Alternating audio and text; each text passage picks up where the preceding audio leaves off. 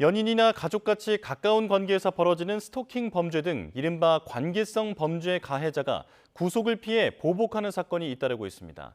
경찰은 앞으로 구속영장을 신청할 때 재범 위험성까지 평가해 영장 발부 가능성을 높인다는 계획입니다. 표정우 기자가 보도합니다. 지난 2022년 신당역 살인사건의 가해자 전주환은 피해자를 스토킹하고 불법 촬영해 재판을 받던 중 복수를 위해 범행을 저질렀습니다. 그런데 앞서 법원이 전치에 대한 구속영장을 기각했던 사실이 알려지면서 논란이 됐습니다. 정말 죄송합니다.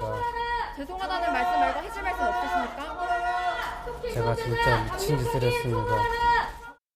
그리고 지난달 대구에서 스토킹 가해자가 피해자를 보복 살해하는 일이 또 벌어졌습니다. 윤정우는 스토킹하던 여성을 흉기로 협박해 경찰에 체포됐다가 구속영장이 기각돼 풀려난 뒤 가스배관을 타고 피해자 집에 침입해 범행을 저질렀습니다. 2022년부터 지난해까지 스토킹 범죄 관련 구속영장 기각률은 33.3%에서 36.1%로 늘었는데 경찰은 스토킹, 가정폭력, 교제폭력 등 관계성 범죄 피의자들이 주거가 일정하고 전과가 없어서 영장이 기각되는 경우가 많다고 설명합니다. 이에 따라 경찰은 앞으로 구속영장 신청 단계에서 재범 위험성 평가를 실시하기로 했습니다.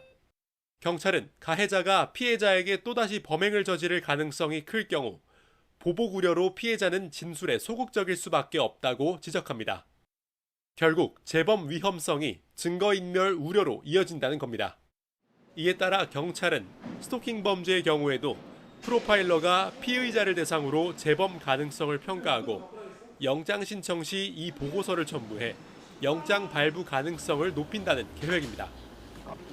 다만 전문가들은 가해자 구속뿐만 아니라 피해자에 대한 보호책도 함께 강화해야 한다고 지적합니다. 특히 신변보호 조치 여부를 결정하는데 수사기관에 적극 개입할 수 있게 해야 한다고 강조합니다. 최근에 이제 되게 강력범죄로 번졌던 스토킹 범죄의 양상을 보면 피해자 의사에 대단히 많이 좌우가 되는 부분이 있어요. 객관적으로 신변보호가 수사기관이 적극적으로 개입할 필요가 있다라고. 가까운 사이에 발생하는 관계성 범죄는 재범 위험이 큰 만큼 법원의 구속영장 심사 과정에서도 이런 우려를 고려해야 한다는 목소리가 커지고 있습니다.